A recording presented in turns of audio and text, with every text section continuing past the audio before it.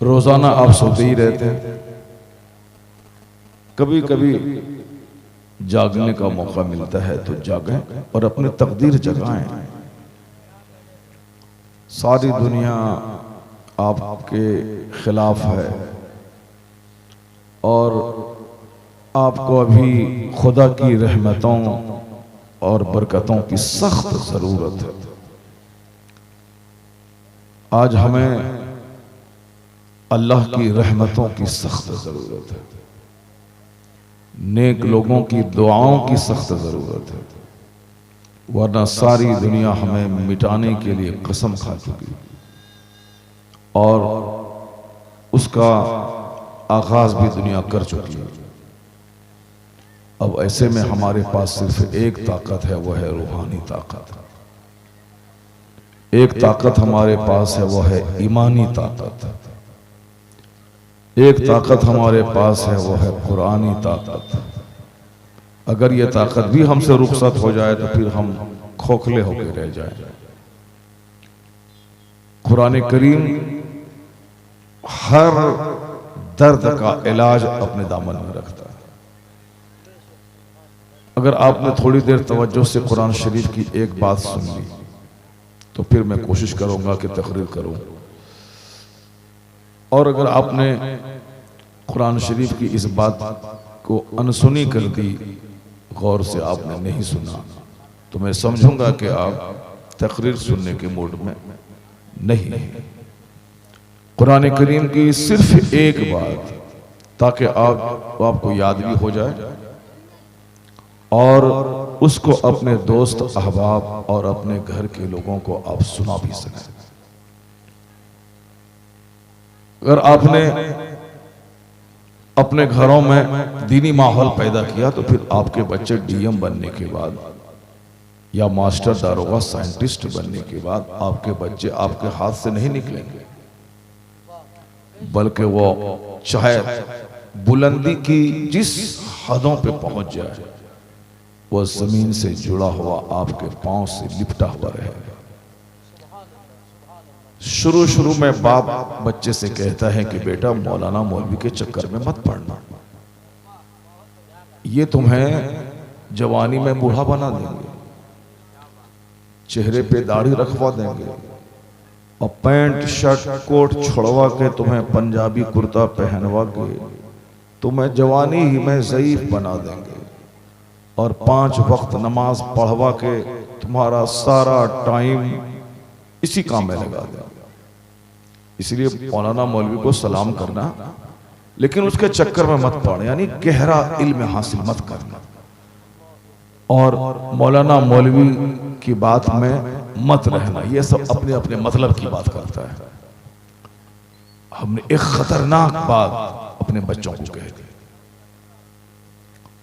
इसका रिजल्ट ये निकलता है कि जब बच्चे हमारे बड़े हो जाते हैं और जब वो बच्चे ससुराल वाले के गुलाम हो जाते हैं या नई तहजीब के गुलाम हो जाते हैं, माँ बाप को वैल्यू नहीं देते, माँ बाप को बोझ समझते हैं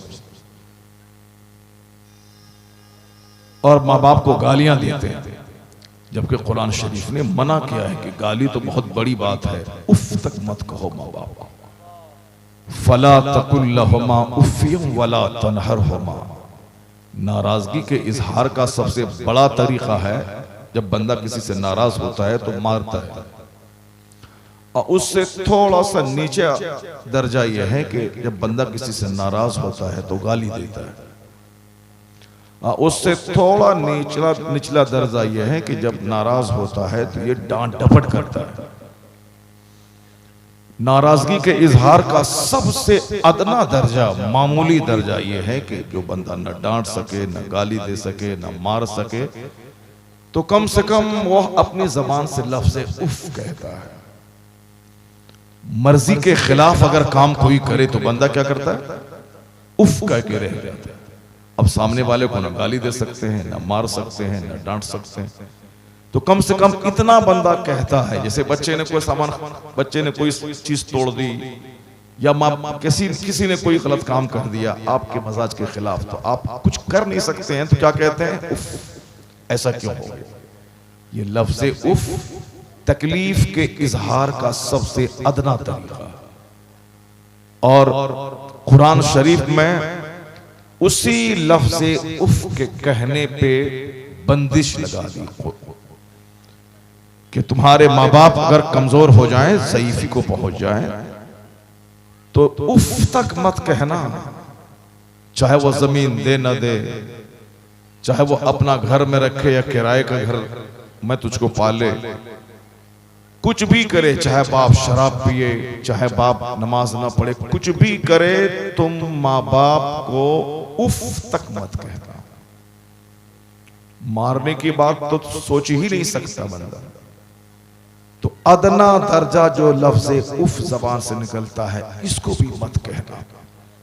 कुरान शरीफ में एलास का लफ्ज नहीं आया, कुरान शरीफ में हुर्रा का लफ्ज नहीं आया। हुर्रा जब खुशी के मौके पर जब आदमी फुटबॉल वगैरह जीतता है तो हुर्रा बोलता है। नाराजगी के इजहार के और भी बहुत सारे जुमले जबान से निकलते हैं। एह आह ओह कहते हैं आदमी, आह ओह उफ सबसे अदना दर्जा। कुरान शरीफ में लफ्ज उफ का इस्तेमाल हुआ है, जबकि अरबी जबान सबसे मेयारी अरबी जबान कुरान करीम में।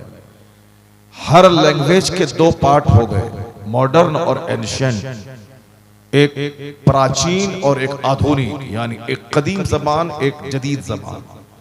अंग्रेजी में भी दो कैटेगरीज है, एक ओल्ड एक मॉडर्न। हिस्ट्री में भी एक ओल्ड हिस्ट्री एक एंशिएंट हिस्ट्री। हिंदी में भी एक जदीद हिंदी, आधुनिक हिंदी और एक प्राचीन हिंदी। हर जबान, पहले उर्दू जबान में कैसे कैसे जुमले होते थे, आप मीर गालिब वगैरह का अशार पढ़ लें। और अभी जब उर्दू बहुत तरक्की कर चुकी है तो आज की जदीद उर्दू आप पढ़ लें, दोनों में फर्क है। अरबी जबान भी दो खानों में बटी है, एक कदीम अरबी जो पुराने जमाने में बोली जाती थी, और एक जदीद अरबी, जिस जदीद अरबी में बहुत सारे वर्ड्स अंग्रेजी के शामिल हो गए हैं। जदीद अरबी और कदीम अरबी।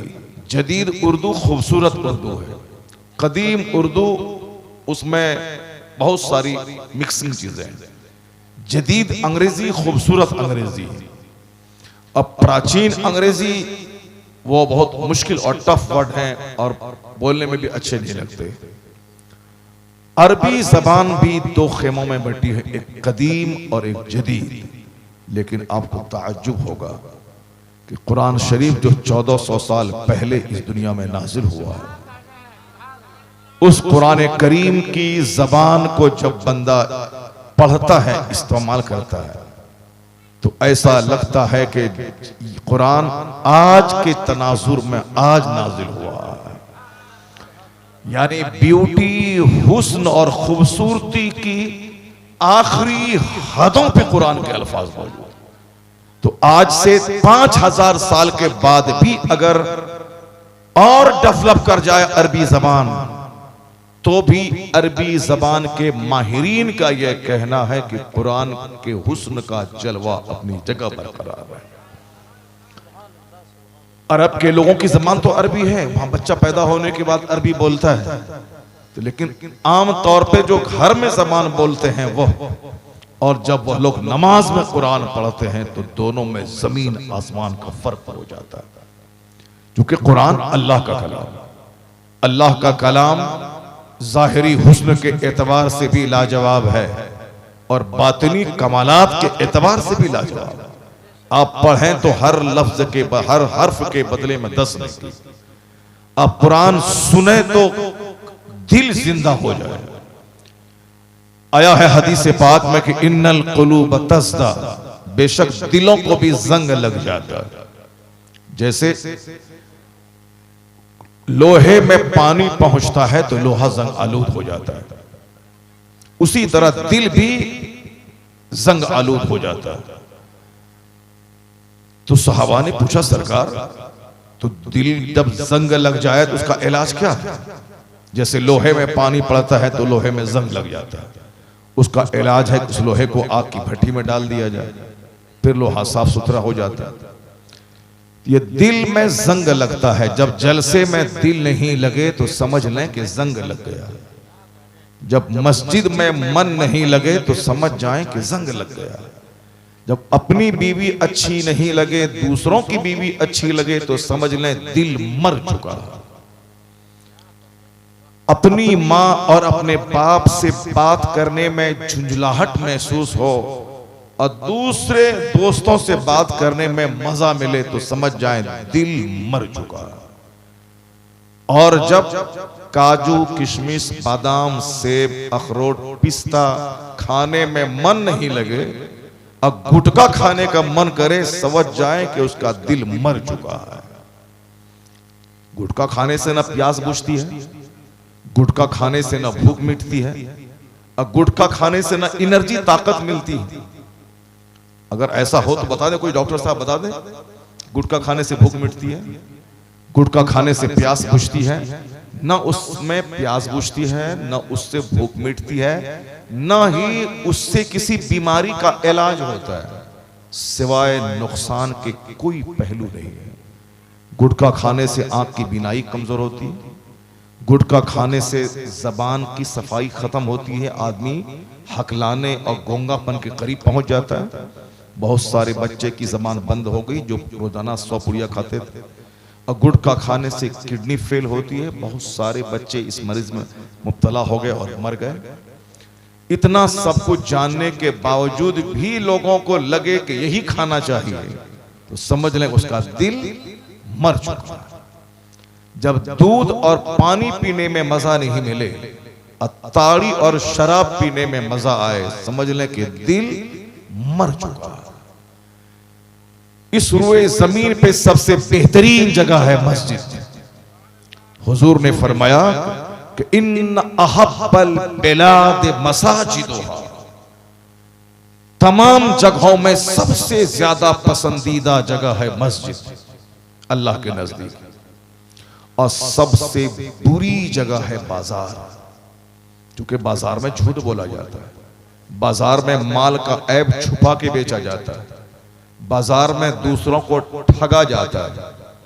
तो ठगने की जगह, झूठ की जगह सबसे बुरी जगह। मगर चूंकि जरूरत है, सौदा सलब खरीदना है, इसलिए अच्छा आदमी वो है जो सबसे लेट से बाजार जाए और सबसे पहले बाजार से निकल जाए, और सबसे बुरा आदमी वो है जो सबसे पहले बाजार जाए और सबसे लास्ट में बाजार से आए। यह काम गांव समाज का जो फटीचर क्लास का हीरो होता है, जिसका कोई काम नहीं है, जो डीएम नहीं है, एसपी नहीं है, दारोगा नहीं है, मास्टर नहीं है, साइंटिस्ट नहीं है, वैज्ञानिक नहीं है, जो एमडी नहीं है, जो एमबीबीएस नहीं है, वो फटीचर क्लास का आदमी है, किसी काबिल नहीं है। वही सज धज के पैंट शर्ट अंडर सेटिंग करके बाजार सबसे पहले जाता है। वह घूमता रहता है, सबका मुंह देखता है, किसकी बेटी आ रही है, किसकी बेटी जा रही है, कोई दोस्त मिले के चाय पिला दे, कोई दोस्त मिले के पान खिला दे, बस वह घूमता रहता है, सूंघता रहता है बाजार। सारे लोग चले जाते हैं, तब आखिर में वो आता है बाजार से। सबसे बुरी जगह बाजार है, बुरा शख्स है जो पहले जाए बाद में आए, और सबसे बेहतरीन जगह मस्जिद है जो सबसे पहले जाए और सबसे लास्ट में निकले। सुभान अल्लाह, सुभान सुभान।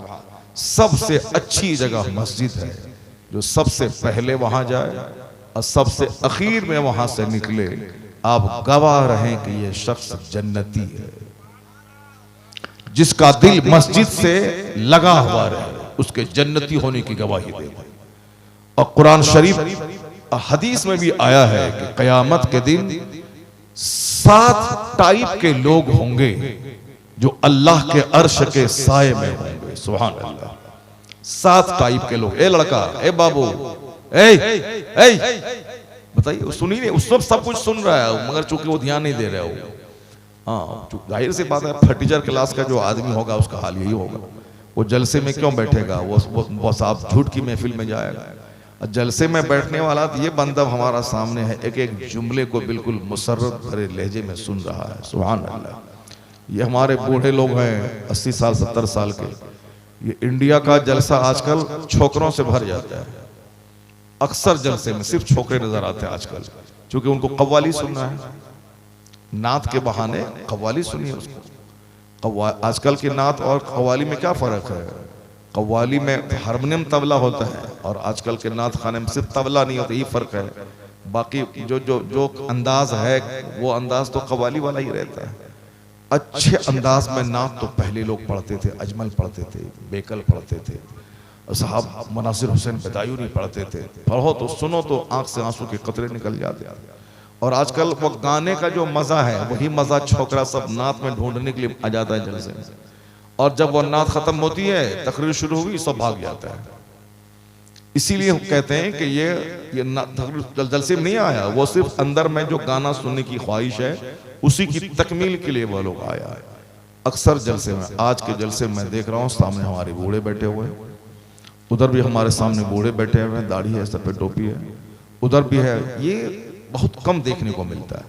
बूढ़ों की इज्जत करें, बूढ़े की वजह से आसमान से बारिश होती है, बूढ़ों की वजह से अल्लाह रोजी देता है। बेटा ये ना बोले कि मैं इस बुढ़ा को पाल रहा हूं, बदतमीज, तुम उस बुढ़े की वजह से पाले जाते हो। हदीस में आया है कि आसमान से अल्लाह पानी नहीं बरसाएगा अगर ये बेज़बान जानवर जैसे बकरी, बिल्ली, गाय, भैंस, ये बेज़बान जानवर जो बोल नहीं सकता, इनकी रोजी का ख्याल ना हो तो अल्लाह तबारक व तआला आसमान से पानी बरसाना बंद कर दे। यानी इन्हीं जानवरों के लिए पानी गिरता है ताकि जमीन से घास निकले और उसी के सदके में गेहूं भी पैदा हो जाता है और इंसान खा के जिंदा रहता है। तो इसका मतलब ये निकला कि हम जानवरों के सदके में पाले जा रहे हैं, माँ बाप के सदके में हम पाले जा रहे हैं। वरना जो एक छोकरा शादी नहीं किया है एक एक टाका के लिए भीख मांगता है, और जब वही शादी के बाद 5 बच्चे का बाप होता है तो 10-10 हजार रुपये मस्जिद में खैरात करता है। पहले एक था तो रुपया माँ से भीख मांगता था, लेकिन अब जब शादी हो गई, बीवी हो गई, 4 बच्चे हो गए, तो अब ये बाप को भी 1000 रुपये दे रहा है, माँ को भी 2000 दे रहा है, बहन के पास जाता है वहां भी 2000 रुपये की मिठाई लेके जा रहा है, ससुरा सास के हाथ में भी रुपया दे रहा है, ससुर गरीब कमजोर है उसको 500 रुपये दे रहा। अकेली जान पहले भारी थी, अब शादी हो गई तो रोजी बढ़ गई उसकी। इसलिए अगर कोई ये कहता हो कि अब कम हम दो हमारे दो, हम दो हमारे एक, कम रहेंगे तो सुखी रहेंगे, नहीं, बल्कि बरकत अल्लाह जिसको दे दे वही सुखी रहता है। सबसे बड़ी चीज बरकत की है। ये हमारे उलमाए कराम लोग हैं, अब इनका चेहरा देख लें, यह लोग ऐसी सदरी पहन लेते हैं कि एक अरबपति नहीं पहन पाता, यह लोग ऐसी पगड़ी पहनते हैं कि खरबपति नहीं पहन पाता। हमारे देखे अलाउद्दीन साहब के पास सदरी जैसी है, आपने कभी देखा किसी डीएम के बदन वैसी सदरी हो? नहीं मिलेगी।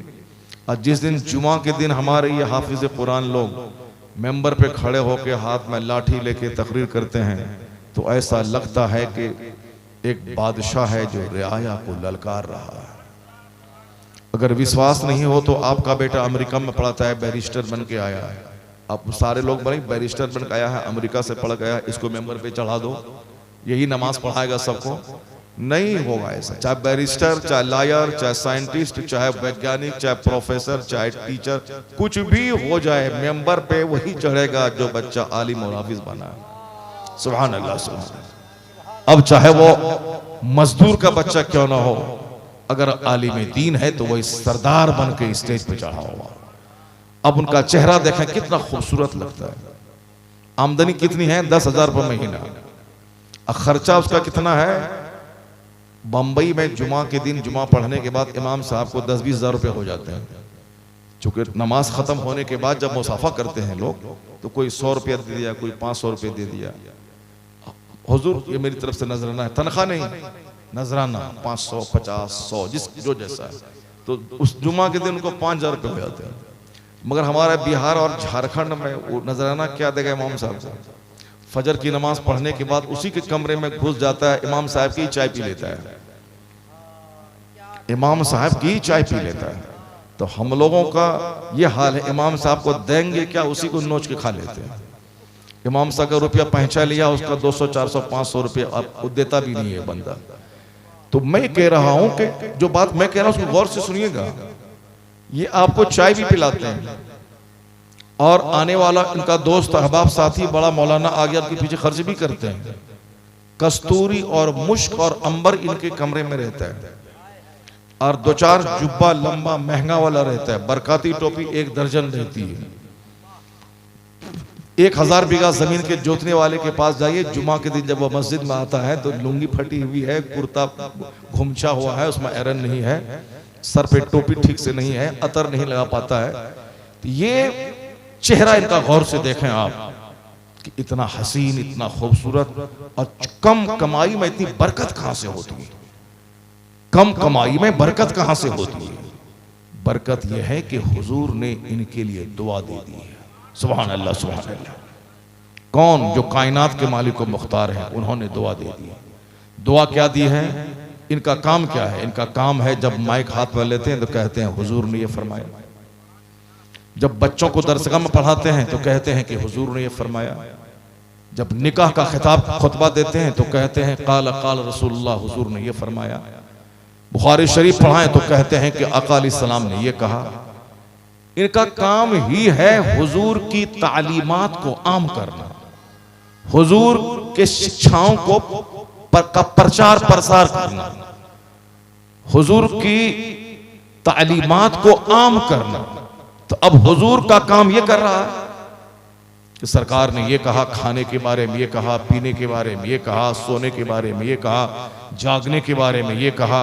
हम बीवी हैं तो हुजूर ने हमारी जिम्मेदारी ये बता दी, शौहर हैं तो शौहर की जिम्मेदारी ये बता दी, मुर्दे को कैसे नहलाना है, कैसे दफनाना है, कैसे गुस्ल देना है, कैसे लेके चलना है, कैसे कब्र में डालना है, कैसे मिट्टी डालना है, बच्चा पैदा हो तो कैसे सबसे पहले कान में अजान डालना है, अजान देना है, तकबीर कहनी है, सबसे पहले बुजुर्गों के मुंह का लुआब तहनीक के तौर पर अपने बच्चे के मुंह में डालना है।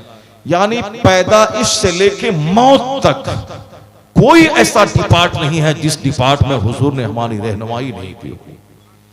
हर डिपार्ट में हुजूर ने मेरा मार्गदर्शन किया और इस मार्गदर्शन को ये मौलाना बताते हैं। आप गाली भी दे दें इसको कि तुमको मस्जिद से भगा देंगे, तुम हमारे यहाँ आके खाना खा के मोटा हो गया हो। ये बोलता है नमाज पढ़ो, नमाज पढ़ना फर्ज है वरना जहन्नम की आग में जल जाओगे। आप उनकी रोजी रोटी पे लात मारते हैं और वह आपको जन्नत का रास्ता दिखा रहा है। इससे सुपीरियर तबका कोई नहीं मिलेगा जो हमेशा मुस्तफा की बात करता है। तो हुजूर ने भी इनको दुआ दे दी, जाओ नद्दरल्लाहु अमरन मन समिअ मिन्ना हदीसन फबल्लगहु कमा समिअ।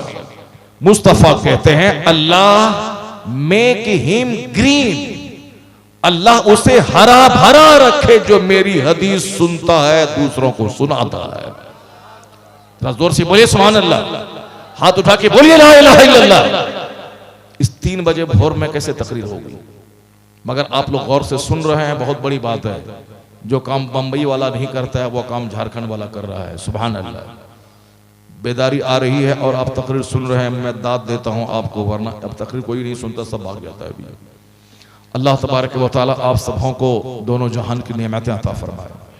अब आपको बात समझ में आ गई कि इनकी बरकत का राज क्या है, इनके चेहरे की खुशहाली का राज क्या है। राज यही है कि मुस्तफ़ा जान रहमत सल्लल्लाहु अलैहि वसल्लम ने इनके लिए दुआ दे दी। तो अब जो भी दीन का काम करेगा वो चाहे जिस फैमिली का हो, जैसा भी हो, अल्लाह ताला उसे शोहरत देता है, इज्जत देता है, मकबूलियत देता है और मरने के बाद अल्लाह जन्नत देता है। आपने सुना होगा कि रामपुर का नवाब बहुत मशहूर है, लेकिन एक नवाब का नाम बता दें आप, नहीं मालूम है। आपको मालूम है कि अवध का नवाब मशहूर है, अवध यानी लखनऊ का, लेकिन एक नवाब का नाम बता दें आप, नहीं मालूम है। आपको मालूम है कि पटना अजीमाबाद ये भी नवाबों का शहर कहलाता था। आज भी जो वहां के पुराने नवाब हैं, 2-4-10 एकड़ जमीन में आज भी उनका घर है पटना राजधानी में, यानी अरबों रुपए की जमीन पे घर है उसका। नवाब लोग रहते थे पहले, मगर हम लोग नवाब का नाम नहीं जानते। मगर उसी बरेली, रामपुर का नवाब, लखनऊ का नवाब, उसी के बगल में बीच में बरेली है। बरेली में एक औसत दर्जे के घराने में एक शख्स पैदा हुआ जिसे सारी दुनिया मौलाना अहमद रजा खां के नाम से जानती है। उसको लोग प्यार से आला हजरत कहते हैं, शेखुल इस्लाम वल मुस्लिमीन कहते हैं। वो नवाब नहीं थे और किंग नहीं थे, बल्कि औसत दर्जे के घराने में आप पैदा हुए थे। आपके आबाओ अजदाद कबीले परहेज के पठान थे, अफगानिस्तान के। वह लोग वहां से चल के लाहौर आए, लाहौर में बहादुरी का कारनामा अंजाम दिया। वहां का शीश महल उनके खानदान वालों की यादगार है। फिर वहां से बादशाह दिल्ली के कहने पर वह लोग रोहिलखंड आ गए। रोहिलखंड में एक मार्के को सर किया। बादशाह दिल्ली ने पूरा इलाका बतौर जागीर उनको दे दिया। फिर वहीं बरेली में बस गए वह लोग। बहादुर थे वह लोग और बहुत बड़े सिपह सालार थे। लेकिन आगे जाने के बाद उस खानदान में सिपह सालारी हट के वहां तकवा, परहेजगारी और जुहद की चादर उस खानदान पे आ गई। फिर क्या हुआ कि आला हजरत के दादा अपने अहद के बड़े आलिम और बड़े वली कामिल, आला हजरत के वालिद मुफ्ती नकी अली खां अपने दौर के सबसे बड़े आलिम, सबसे बड़े वली, उसी खानदान में पैदा हुए मौलाना शाह अहमद रजा खां रहमतुल्लाह अलैह। उन्होंने 67 साल की जिंदगी गुजारी। जो जमीन बाप से मिली थी उसमें 1-2 बीघे का इजाफा नहीं किया। उसी जमीन की आमदनी से खुद खाना है, किताब छपवानी है, मस्जिद बनाना है, मदरसे की तामीर करनी है, मुनाजरा करवाना है, उलमा को भेजना है, मदीने के दोस्त को उसी आमदनी भेजनी है, समाज के गरीबों, मिस्किनों, बेवाओं, माजूरों की खिदमत करनी है। सब काम उसी से करना है। अपना दिन भर में एक टाइम थोड़ा सा खाना खा लेना है, 2 घंटा सोना है, बाकी पूरे 22 घंटे दिन की खिदमत में लगा देना। आज 100 साल हो गए उनके गए हुए, लेकिन हर मस्जिदों में सलाम आला हजरत का पढ़ा जा रहा है। हर मदरसे में क्लास स्टार्टिंग होने से पहले सलाम आला हजरत का पढ़ा जा रहा है। अमेरिका जैसे मुल्क की मस्जिद में फजर के टाइम में मुस्तफ़ा जान रहमत पे लाखों सलाम पढ़ा जा रहा है। Malaysia, Singapore, Toronto, Norway, Canada, Holland, France, Germany, Malaysia, Singapore, जहां भी हिंदुस्तान, पाकिस्तान, बांग्लादेश से रिलेटेड सुन्नी मुसलमान हैं, उर्दू जबान जानने वाले, हर जगहों पे करोड़ों दरूद, लाखों सलाम आला हजरत का लिखा हुआ पढ़ा जा रहा है। फतवा रजिया का मुताला हो रहा है और जैसे जैसे वक्त गुजर रहा है तू आला हजरत के मानने वाले की तादाद बढ़ती चली जा रही है। ये इनाम कौन सा है? नवाब मर गए, उसकी कब्र पे जानवर चर रहा है। चाहे अवध का नवाब हो या रामपुर का नवाब, उनकी कब्र के नामो निशान मिट गए। अगर कहीं है भी कब्र में तो जानवर बैठता है, मगर आला हजरत के फिसाल के 100 साल हो गए। रात दिन उस कब्र पे गुलाब चढ़ता है, ताजा गुलाब चढ़ता है और रात दिन उलमा, फज़ला, आम मुसलमानों की हाजिरी होती रहती है। उनके लिए इसाले सवाब का एहतमाम होता है, उनके वसीले से दुआएं की जा रही है। और फिर जैसे जैसे वक्त बढ़ रहा है, उनकी किताबों को पढ़ने के बाद लोगों का अकीदा मजबूत हो रहा है, वैसे वैसे आला हजरत के शनासाओं की, उनके मानने वालों की तादाद में इजाफा हो रहा है। ऐसा लग रहा है पूरी दुनिया में एक गूंज सुनाई देती है, वादी रजा की कोहे हिमाला रजा का है, जिस्म तो देखिए वो इलाका रजा का है। अब क्यों है ऐसा? रजा ने अपना पूरा टाइम अल्लाह के दीन की खिदमत में लगा दिया। A man who dedicates his life for the sake of Allah, Allah gives him name, Allah gives him fame, Allah gives him popularity। ये कानून है, जो अपनी जिंदगी अल्लाह के दीन के लिए वक्फ कर देता है, अल्लाह उसे शोहरत देता है, मकबूलियत देता है और इज्जत के आसमान पे उसे पहुंचा देता है। इन तंसुरुल्लाह यंसुरकुम, if you will help the religion of Allah, Allah will help you. अगर तुम अल्लाह के दीन की मदद करोगे तो अल्लाह तुम्हारी मदद करेगा। जो अल्लाह के दीन की मदद करता है, अल्लाह उसकी मदद करता है। हम जब तक अल्लाह के दीन की मदद करते थे, हमारी इज्जत थी, दुनिया में धमक थी, हमारा रौब काफिर के दिल में था, हमारे चेहरे पे नूर था, हमारे घर के झोपड़ी में बरकतें थी। किराए के घर में आसमान से फरिश्तों का आना जाना था, ये सारी बहारें थी। और जब से मैंने खाना पीना अपनी जिंदगी का मकसद बना लिया, अपने आप में जीना, दुनिया में चाहे आग लगे कोई कहीं जाए, अपना घर, अपना बच्चा, अपनी बीवी, अपना कारोबार, अपनी दुकान, जब दुकान, मकान, गाड़ी, खाना, पहनना, बीवी, बच्चा, इसी में सारी एनर्जी हमारी इन्वेस्ट हो गई। मजहब चाहे जहां जाए, मेरे घर में पैसा और खाना होना चाहिए। अल्लाह ने इज्जत छीन ली हमारी। काफिरों के दिल में जो मेरा एक रौब था, उस रौब को निकाल दिया। अब कोई मीडिया वाला हमें गाली देता है, वो हमें आतंकवादी कहता है, वो हमें लुच्चा लफंगा कहता है, वो हमें सच्चर कमेटी की रिपोर्ट के मुताबिक दलितों से बदतर समझता है। जिसके मुंह में जो आ रहा है सब बक रहा है, उसके मुंह में थूक दे बदतमीज, तू हमें आतंकवादी बोलता है। जो दुनिया से आतंक मिटाने आया है उसको तू आतंकवादी कह रहा है। जिसने दुनिया वालों को जीने का शऊर और सलीका सिखाया है उसको तुम औलफौल बक रहा। जो मुस्तफ़ा जाने रहमत सारी कायनात के रहमत बन के आया है, उनको एक लुच्चा लफंगा, सारी जिंदगी नापाक रहने वाला, पाखाना लपेटने वाला, वो पैगंबर आजम के खिलाफ बोल रहा है। हमारा चैलेंज है कि सारी जिंदगी वो पाक नहीं होगा, चूंकि छोटे से लोटिया का पानी वो लपेट करके पाखाना को और लपेट लेता है, उसके बदन से बदबू आती है। जो जिंदगी भर अपने बदन को पाक नहीं कर सका, वो पाक मुस्तफ़ा के खिलाफ नापाक जबान खोल रहा है। वो यह एक जो रौब काफिर के दिल में था, अल्लाह ने उसको निकाल दिया। क्योंकि यह रौब इसलिए था कि सारी दुनिया खाने पीने के लिए पैदा हुई और हम लोग नमाज रोजे हज ज़कात के लिए पैदा हो गए, अल्लाह की इबादत के लिए पैदा हो गए। दुनिया में आग लगे किसी को कोई परवाह नहीं, मुसलमान दूसरों की खिदमत के लिए पैदा हुआ। नेकी का हुक्म देना, बुराई से रोकना, यही तो काम है। जुमा के दिन तकरीर, अच्छा काम करो, बुराई से रुक जाओ। ईदैन का खुतबा, अच्छा काम करो, बुराई से रुक जाओ। निकाह में तकरीर, अच्छा काम करो, बुराई से रुक जाओ। जलसा जुलूस में 5 घंटे की तकरीर, अच्छा काम करो, बुराई से बच जाओ। ताड़ी मत पियो, शराब मत पियो, ज़िना मत करो, झूठ मत बोलो, माँ बाप को मत सताओ, अपनी बीवी को तलाक मत दो, अपने घर में ठीक से रहो, पड़ोसी का हक बजा लाओ। यही सारी बातें होती हैं जलसे में, जुलूस में, जुमा में, ईद में, बकरीद में, निजी महफिलों में, महफिल मिलाद में। जो अच्छा काम करने के लिए पैदा हुआ है और अच्छाई का आदेश देने के लिए पैदा हुआ है, आज इसको ये नापाक ललकार रहा है, हमें आतंकवादी कह रहा है।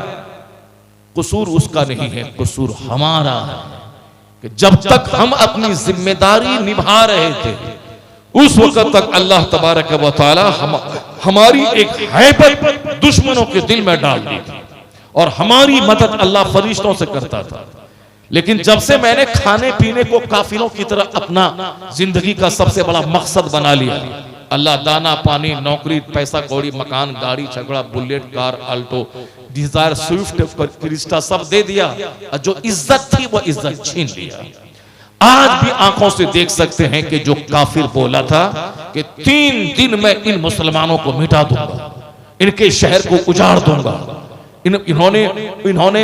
इन्होंने साहब मक्खी के छत्ते में हाथ डाला, इसको जला के राख कर दूंगा। 2 महीने होने वाले हैं।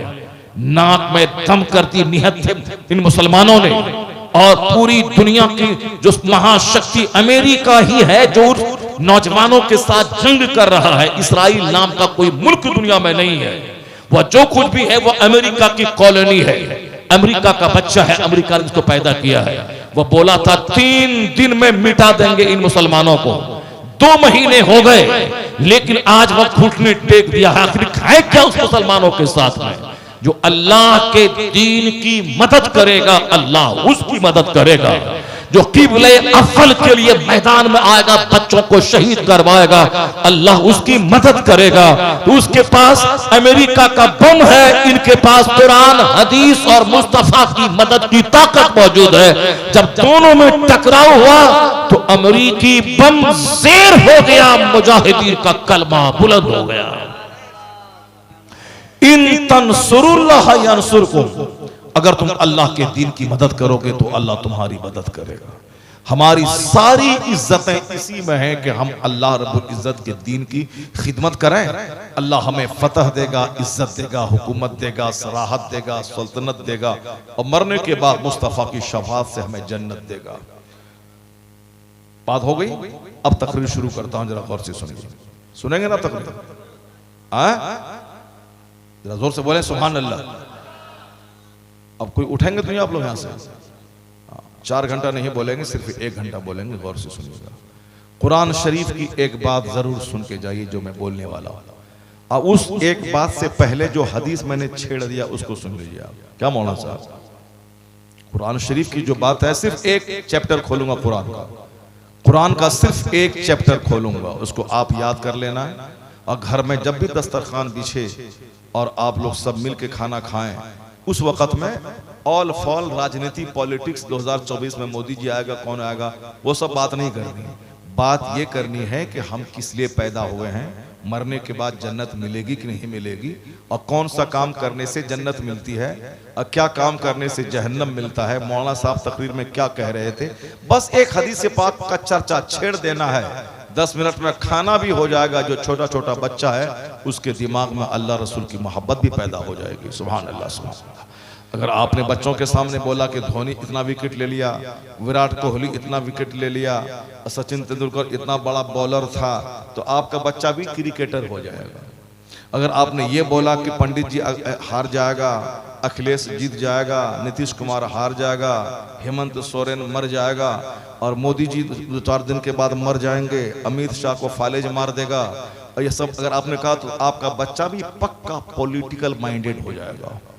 अगर आपने ये बोला कि फला आदमी 1 करोड़ का घर बना लिया, फला आदमी 2 करोड़ का बंगला बना लिया, फला आदमी 1 करोड़ की कार खरीद ली, तो आपका बच्चा भी पक्का दुनियादार हो जाएगा। अगर आपने ये कहा कि फला तहज्जुद पढ़ता है, फला इशराक पढ़ता है, फला 1000 दरूद पढ़ता है, फला 1000 बार कलमा पढ़ता है, फला मौलाना साहब हर 3 दिन में खत्म कुरान करते हैं, तो आपका बच्चा भी नमाजी और कुरान पाक की तिलावत का आदी हो जाएगा। सुभान अल्लाह, सुभान अल्लाह। जरा जोर से बोले सुभान अल्लाह, सुभान अल्लाह। जो आदमी कुरान शरीफ पढ़ता है, अल्लाह उसको इतनी इज्जत देता है दुनिया में कि सारी कौम पीछे और वो आगे रहता है। अब मरने के बाद कहा जाएगा कुरान पढ़ते जाओ, जन्नत की मंजिलें तय करते जाओ। जहां कुरान खत्म होगा उसी बुलंदी पे जन्नत में उसका महल होगा। सुभान अल्लाह, सुभान अल्लाह। कुरान पढ़ें, कुरान पर अमल करें, अपने बच्चों को पढ़ाएं, और सिर्फ हाफिज बना के मत छोड़ दें। हाफिज बना के आप सड़क पे चले जाओ तो पंचर बनाओ, मोबाइल बनाओ, ये ठीक करो, वो नहीं। हाफिज बनाने के बाद इनको MBBS डॉक्टर बनाए, इनको इंजीनियर बनाए। अभी 4 हाफिज कर्नाटक का वो नीट निकाला, 720 में 680 नंबर निकाला और अच्छे कॉलेज में एडमिशन हुआ। अब 2 साल के बाद MBBS डिग्री होल्डर डॉक्टर बन के आएगा वो। इसलिए जो सिर्फ जो स्कूल में जो बच्चा पढ़ता है उसकी कमजोरी ये होती है कि वो सबक रट नहीं पाता। यही वजह है कि 1 लाख बच्चे में 2-4 बच्चे कामयाब होते हैं, बाकी बच्चे सब फेल हो जाते हैं। उनको अच्छी ढंग से अंग्रेजी नहीं आती। MA करने के बाद कायदे से वो अंग्रेजी बोल नहीं पाता। और फिर बहुत कम बच्चे हैं जो डॉक्टर इंजीनियर बनते हैं। अक्सर बच्चे सबक याद नहीं कर पाते, उनका दिमाग कुशादा नहीं होता। वह सिर्फ ABC में 4 ऑप्शन है, उसमें से एक में टिक लगाना है, टिक लगा दिया, चलो यही सही हो जाए, लगा दिया, टिक लगा दिया। ABCD उसमें 4 में से जवाब लिखा हुआ है, उसी में टिक लगा दिया। मगर ये बच्चे जो है शुरू से कुरान रटते रटते इनका दिल भी कुशादा हो जाता है, इनका दिमाग भी खुल जाता है। और कुरान पढ़ने की वो बरकत होती है कि स्कूल का बच्चा जिस चैप्टर को 8 घंटे में नहीं रट पाता है, उसको ये आधा घंटा में रट लेता है। अगर यकीन नहीं आए तो मैं भी मदरसे में पढ़ा हूं और मैं भी स्कूल में पढ़ा हूं। मैंने मैट्रिक में 500 लड़कों में फर्स्ट किया है। सुभान अल्लाह। बचपन से मैं अंग्रेजी स्कूल में नहीं पढ़ा हूं, मदरसे का तालिब इल्म हूं, मगर मैंने सिर्फ प्राइवेट सेल्फ स्टडी करके मैट्रिक का एग्जाम दिया है। 500 लड़कों में सबसे टॉप रिजल्ट मेरा रहा, क्योंकि वह लोग पढ़ना ही नहीं जानते, स्कूल के बच्चे पढ़ना नहीं जानते। और हमारे यहाँ तो बचपन से यही सिखाया जाता है कि कुरान शरीफ रटना सिखाया जाता है। और कुरान शरीफ जहाँ याद किया, बाकी सारा चैप्टर याद करना आसान हो जाता है। इंटरमीडिएट में मैंने पूरे कॉलेज नहीं 10 कॉलेज में टॉप रिजल्ट मेरा रहा था। 10 कॉलेज के सारे बच्चों में सबसे टॉप रिजल्ट रहा। ये कुरान शरीफ की बरकत है। और मैंने अंग्रेजी में ऑनर्स किया। 3 इयर्स डिग्री वाला कोर्स हमारे बैच से ही स्टार्ट हुआ इंडिया बिहार में। तो उसमें मैंने अंग्रेजी इंग्लिश में ऑनर्स मैंने किया अंग्रेजी में, जबकि अक्सर मदरसे के पढ़े लिखे अगर एमए कर भी लेते हैं अरबी और उर्दू में करते हैं, अंग्रेजी में लाखों में कोई एक करता है, मगर मैंने अंग्रेजी में एमए किया, अंग्रेजी में ऑनर्स किया। और ऐसे वैसे नहीं कि 3rd डिवीजन 2nd डिवीजन कर लिया, नहीं, बल्कि पूरे क्लास में अंग्रेजी ऑनर्स में सबसे टॉप रिजल्ट मेरा रहा। और जिस बीके झा जो हमारा टीचर था वो हमको पढ़ाता था, अंग्रेजी का ट्यूशन में पढ़ता था उससे, तो वो आज लिखा देता था 4 चैप्टर। दूसरे दिन जब पूरा उसको सुनाते थे वो कहता था मेरी जिंदगी का अजूबा लड़का ये है, अजूबा लड़का। और जब एग्जाम देने जाते थे वहां 10 क्वेश्चन था और उस 10 में से 5 का जवाब देना है, लेकिन वह 10 सवालात मेरी याददाश्त से टकराते थे। मैं परेशान हो जाता था कि मैं किसको लिखूं किसको नहीं लिखूं। ये सिर्फ कमाल है मदरसे की टूटी चटाई का और कुरान शरीफ की तिलावत का और दीन सीखने का। तो आपका बच्चा डॉक्टर बनने के बाद आशिक बन जाता है, किसी लड़की को हम उसी से लव मैरिज करेंगे, डीएम बनने के बाद आशिक बन जाता है, अगर नहीं भी पढ़ा तो भी टीचर क्लास का आशिक बन गया, गली कूचे में दूसरों की बेटी को सूंघता रहा, किसी से प्यार कर लिया, भाग गया, माँ बाप भाई बहन सारे समाज की नाक कटवा दिया, या ज्यादा इश्क जोर मारा किसी हरिजन की बेटी को लेके भाग गया, या हमारी ही बेटी स्कूल में पढ़ने गई वो किसी दलित के बच्चे को लेके भाग गई। ये ड्रामा होता है क्योंकि हम लोगों ने जिंदगी का मकसद नहीं समझा, बच्चों के सामने हदीस कुरान का चर्चा नहीं किया, तो जो मोबाइल में वो देखता है वही काम वो करता है। हरिजन का बच्चा डीएम बन गया, 18 घंटे पढ़ रहा, दलित का बच्चा साइंटिस्ट बन गया, वो 12 घंटे पढ़ रहा है, और हमारा बच्चा जमीन बेच के पढ़ाया, उसको कोटा भेजा, वो वहां से लड़की को लेके आके आशिक बन जा रहा है।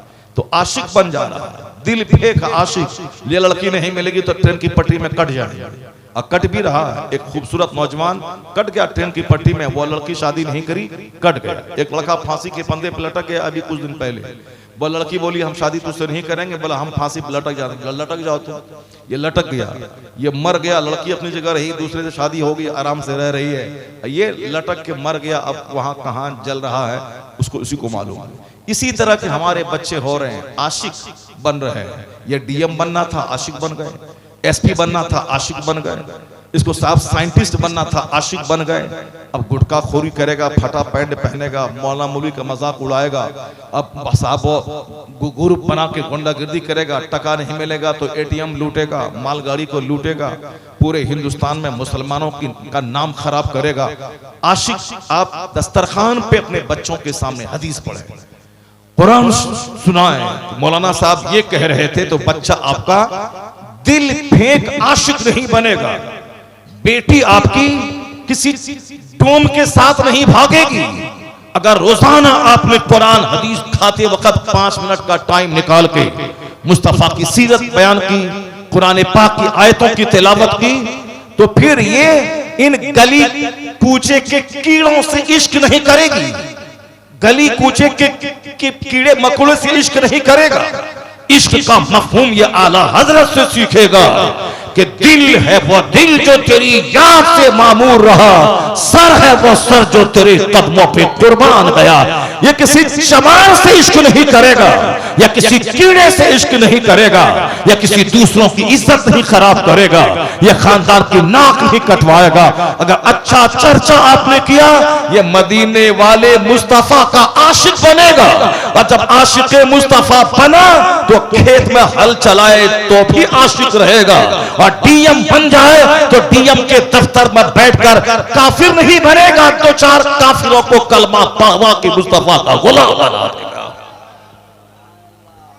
उसके लिए जरूरी है कि रोजाना अपने दस्तरखान पे दीन का चर्चा हो, जरूरी है कि खाते हुए मुस्तफा की हदीस का चर्चा। जो आपने तकरीर सुनी इसी को सुना दें। एक टेलर मास्टर उड़ीसा में है जो दिन भर दुकान में मेरी तकरीर चलाता रहता है, गैर मुस्लिम सबको बिठा के सुनाता है।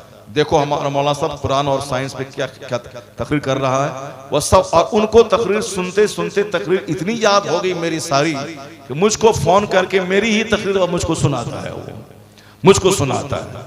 तो आप तकरीर सुने, इसको जाके बाल बच्चों में रिपीट करें कि मौलाना साहब ने ये कहा था। तो फिर क्या होगा, बगैर किसी मेहनत के आपके बच्चे मुस्तफ़ा की बात सुनेंगे भी और उस पर अमल करने की कोशिश भी करेंगे। पहले तो आप बच्चों को मौलाना से दूर करते हैं, लेकिन जब बच्चा आपका बाकी बना तब मौलाना के पास तावीज़ के लिए जाते हैं, हजरत तावीज़ दे दिए मेरा बच्चा बिगड़ गया।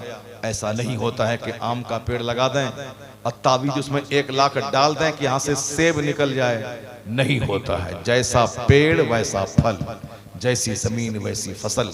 आपने जिस नेहज पे बच्चों की तरबियत की है, 1 करोड़ तावीज़ देने के बाद उसका दिमाग नहीं बदलेगा, क्योंकि बुनियाद आपने खराब कर दी। आप आज सीने पे चढ़ के बच्चा मारता है तो कसूर हमारा है कि हमने बच्चों को आलिमों से दूर किया। अगर कह देते कि बेटा मौलाना से मुलाकात करना, उनका हाथ अपने सर पे रखना, उनकी गुफ्तगू गौर से सुनना, उनके पास बैठकर दीन सीखते रहना, तो आप बच्चों को जमीन मकान दें न दें, ये बच्चा आपका पांव चूमता रहता और कहता इस पांव से जन्नत की खुशबू आ रही है। आपका चेहरा बच्चा गौर से देखता और कहता कि बाप बाप का चेहरा देखने से हज्जे मबरूर का अज्र मिलता है। ना आप कुछ नहीं रहे, बच्चा ना तमाचा मारेगा, ना डांट डपट करेगा, ना लफ्ज़ उफ कहेगा। क्यों? जिस मौलाना की सोहबत में वो है, वो वही पढ़ता है कि बाप जन्नत का दरवाजा है, माँ के पाँव के नीचे जन्नत है। माँ बाप के चेहरे को देखो तो हर नजर के बदले में हज का अज्र मिलता है। चाहे 100 बार देखो डेली, अल्लाह डेली 100 हज का अज्र तुमको अता फरमाएगा। तो ये जो कहानी मौलाना की जबानी बच्चा सुनेगा, प्रैक्टिकल में अपने घर में माँ बाप के साथ वही सलूक करेगा। उस वक्त बाप बच्चा जब उजड़ जाता है, तब बाप को एहसास होता है कि काश मैं इन्हें दीनी महफिलों में भेजता, मौलाना साहब के पास इनको भेजता, तो जो सलूक बच्चा आज मेरे साथ कर रहा है वो नहीं करता। जब उजड़ गया तब एहसास होता है। तो चमन के उजड़ने से पहले एहसास करें। स्कूल में 5 घंटे बच्चों को पढ़ाएं और आधा घंटा उसे मौलाना के पास भेज दें, ताकि फिजिक्स केमिस्ट्री स्कूल में पढ़ेगा तो इंजीनियर बन के 5 लाख महीना कमाएगा, और मौलाना के पास 10 मिनट बैठेगा तो हदीस कुरान सीख कर दुनिया मिले ना मिले आखिरत की जन्नत वो खरीदता रहेगा। दोनों काम करवाए। अल्लाह तबारक व तआला हमें हदीस कुरान सीखने, सुनने और सिखाने की तौफीक अता फरमाए। अब वो हदीस सुने, फिर कुरान शरीफ का एक चैप्टर में खोलता हूँ, तकरीर में ख़त्म कर देता हूँ। अल्लाह तबारक व तआला हम सबों को दीनी महफिलों में आकर कुछ सीखने की तौफीक अता फरमाए। हालांकि ये सीखने सिखाने का टाइम ये है नहीं, मगर मैं सिखा रहा हूँ, आप सीख रहे हैं, बहुत बड़ी बात है। पहले वो हदीस सुन लें कि 7 टाइप के कौन लोग हैं जो क़यामत के दिन अल्लाह के अर्श के साए में रहेंगे। 7 टाइप के लोग क़यामत के दिन क़यामत का एक दिन 50,000 साल का होगा। 50,000 साल कान मिक़दारुहु 50 अल्फ सना। इसको आप समझ लें, दुनिया का 100 साल 1 सेकंड है। कहाँ? आखिरत के सामने। तो 1 सेकंड के लिए दिन रात मर रहे हैं, और जहां खरबों साल रहना है वहां की कोई चिंता, कोई फिक्र वहां की नहीं है। इसीलिए आज दिल मेरा सख्त हो गया, इबादत में नहीं लगता, चूंकि मेरे माँ बाप ने बताया ही नहीं कि आखिरत का एक दिन 50,000 साल के बराबर होगा। और दुनिया का जो दिन तेरा गुजर रहा है, बचपन के 15 साल, जवानी के 25-30 साल, बुढ़ापे के 10 साल, 70-80 साल में सब लोग मर जाते हैं। ये 100 साल क़यामत के एक दिन के सामने 1 मिनट है। और हुजूर ने इसी को बताया कि तुम में से कोई शख्स अपनी उंगली समंदर में डाल दे, फल यनजुर बिमा यरजा, फिर वो देखे कि उंगली में कितना पानी लगा है। समंदर में उंगली डाले, उंगली निकाले, कितना पानी इस पे लगेगा? 1 कतरा 2 कतरा पानी लगेगा।